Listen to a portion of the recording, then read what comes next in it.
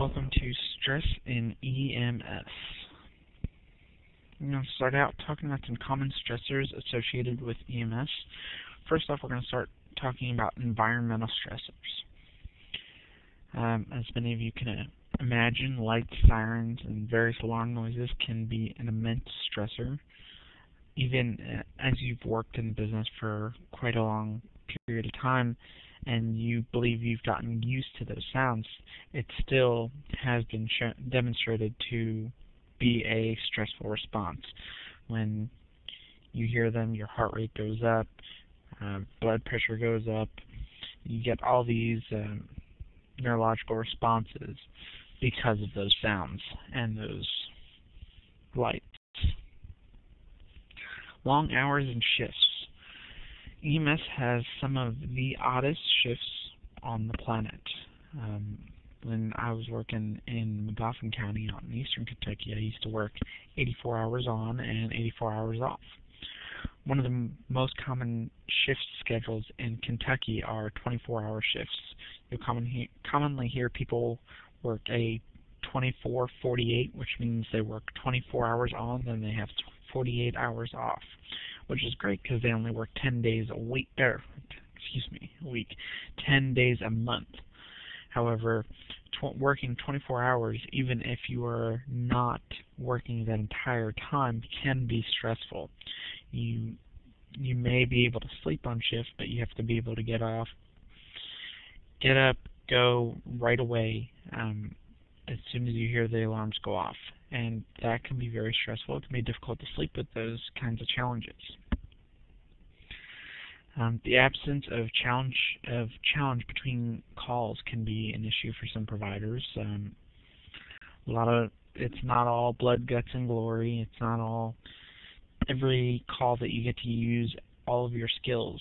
There's many times where you're going to get called out for fever, child with fever, minor lacerations, things along those lines, which can become overwhelming. The various weather conditions become a huge issue. The need to work in extreme colds and extreme heat temperatures. As you can imagine, during the summer it can get in the high 90s. It can even get over 100 degrees, which can be very daunting, especially in uniform. And you also have to work in extreme cold, whether there's ice, sleet, snow on the ground. You'll need to be able to get your patients out of their residence.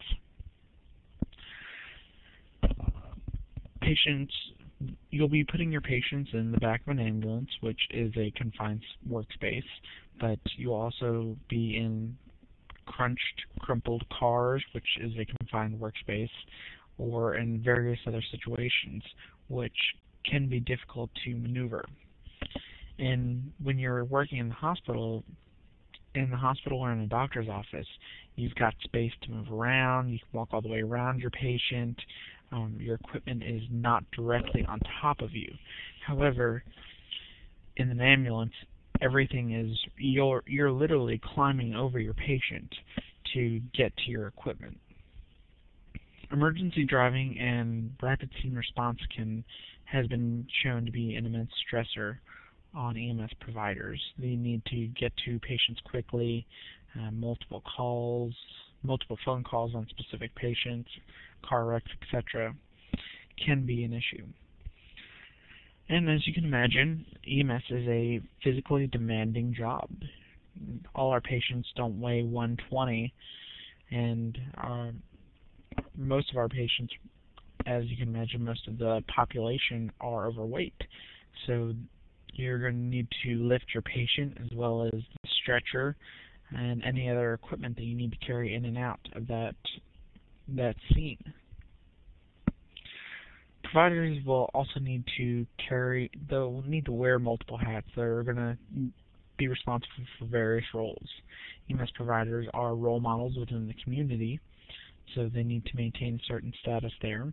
However, you have your job as a public safety officer and a healthcare provider. You've got the education responsibilities as well. And not to mention the station duties and maintaining your equipment. And there will be times, although we try to avoid it, that you'll be put into dangerous situations. It's your responsibility to ensure that that danger is minimized and not to put yourself into those situations, but they may occur.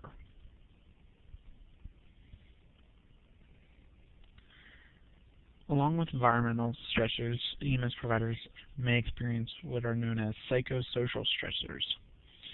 This can include family relationships.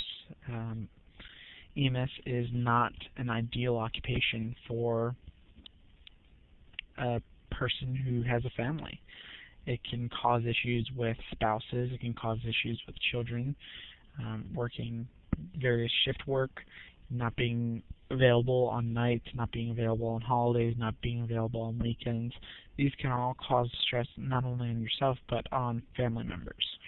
And this is something you need to consider on early into this class, is whether you and your family will be able to handle this career. There will also, just like working in any other job, cause conflicts with supervisors or coworkers. You will need to deal with agitated, combative, or abusive patients. And you may think, well, you won't have to deal with them, the cops are there, and things along those lines. But every patient that is combative, agitated, or abusive are not necessarily doing it just out of spite, or they're not just drunk. You may have patients who are diabetics whose blood sugar is low. You may have patients with head injuries. You may have patients with medical issues pertaining to their nervous system, which may cause that. You'll need to learn how to deal with critically ill and injured or dying patients. If you can't deal with that, you are in the wrong profession. You will be dealing with that frequently. Excuse me. Not only the critically ill and injured, but as well as dying patients. And you'll need to learn not to deal with just the patients, but the patients' families. You'll need to interact with them as well and be comforting. You'll have to deal with patients who are under the influence of drugs or alcohol. This may become an issue, especially on the scene of car accidents, multi-vehicle collisions, where you know that there were other patients involved who were not under the influence. You may develop some animosity towards that patient, and you need to make sure that that does not affect your care. And lastly on here is incompatibility with your partner. In EMS, you need to be close with your partner. You need to understand that your partner has your back and that you have your partner's back. If you can't work well with your partner, it makes for a very long shift. Then we have personal stressors. Life and death decision making is on the top of our list here. There will be points in your career where you may need to make the decision on mass casualty incidents. Who gets the first ambulance? Who may not get an ambulance because they're too far gone? And who can wait on ambulances? And this is an extremely stressful decision.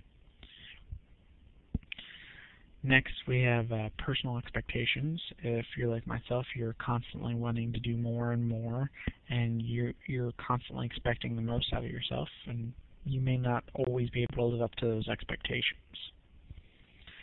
Feelings of guilt and anxiety. This can become a huge issue.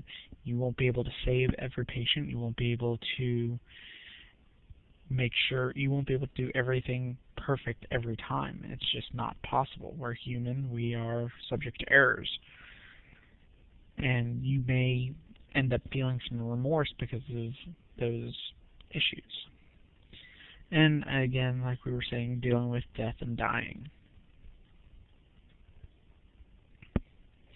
Some examples of some stressful situations include a mass casualty incident, which a mass casualty incident is an incident that involves multiple patients. Infants and child trauma. Dealing with critically ill and injured pediatric patients is always a difficult task. You can ask any provider, and I can almost guarantee you that they will all say that dealing with critically ill and injured children has been very stressful on them. Death and terminal illness, if you get to dealing with hospice patients where you're sitting there and you're watching them and there's nothing you can do because it's just their time, they've accepted it, well, you may not have, and it can be stressful on you. Amputations, or really any severe trauma can be stressful. Violent scenes can be stressful on providers having to deal with that. The death of a child is one of the most difficult things that providers will have to deal with. Infant, child, elder, or spousal abuse can become very difficult on providers, especially if the abuser is in the area.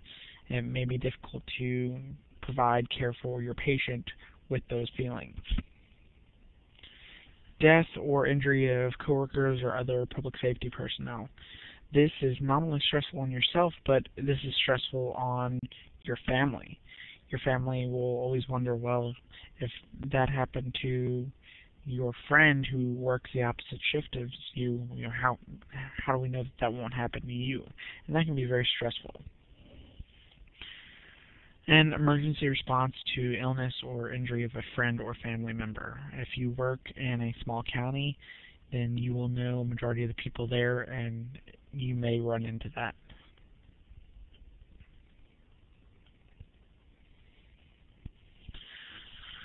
Okay, we're going to talk about the fight or flight response. The fight or flight response is a naturally occurring response that you feel whenever you are put into certain situations. You either feel the need to stay and take charge of things or to run. This goes back, as long as human beings have been in existence. Animals have this as well, and we'll get into this more when we get into nervous system responses. But things that you can expect to happen during the fight or flight response is your pupils will widen, heart rates will increase, all your skeletal muscles will, the strength will increase, the mental alertness will increase, breathing passages will dilate, and the force with which the heart contracts will increase. Your heart rate will go up, blood pressure, everything will go up. And the idea is that your body is preparing to either take charge or to get out of there. Your body is making sure that enough blood is getting to the brain and to all your muscles to ensure that you will be effective in your task.